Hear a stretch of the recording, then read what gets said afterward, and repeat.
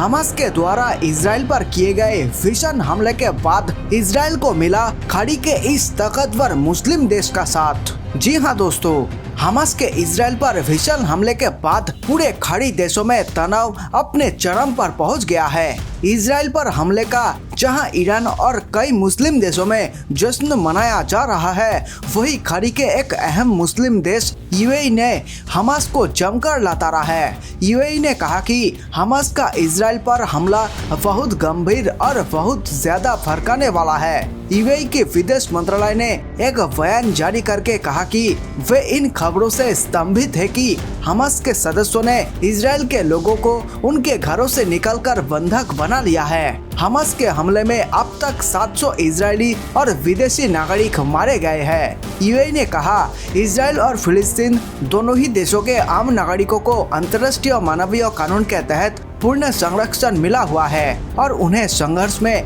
निशाना नहीं बनाया जाना चाहिए। यूएई का यह बयान ऐसे समय पर आया है जब ईरान और कतर ने इस हमले के लिए इजराइल को जिम्मेदार ठहराया है। वही सऊदी अरब ने बहुत सतर्कता पूर्वक प्रतिक्रिया दी है। यूएई और सऊदी अरब दोनों इजराइल के साथ अपने रिश्ते मजबूत कर रहे हैं। इन दोनों ही सुन्नी मुस्लिम देशों को शिया देश ईरान के हमले का डर सता रहा है। हमास ने क्यों किया इजराइल पर हमला? यूएई खाड़ी देशों में पहला ऐसा देश था जिसने साल 2020 में इजराइल को मान्यता दी थी। उसने दशकों से चले आ रही अपने अरब नीति को बदल दिया था। यही नहीं, सऊदी अरब भी इजराइल के साथ अपने रिश्ते सामान्य करने वाला था और इसी बीच ईरान के समर्थन चल रहे हमास ने इजराइल पर पिछले 50 साल में सबसे बड़ा हमला करके पूरी शांति प्रक्रिया को बाधित करने की कोशिश की है। हमास ने खुद माना है कि उसे इस भीषण और खूनी हमले को अंजाम देने में ईरान का समर्थक मिला है।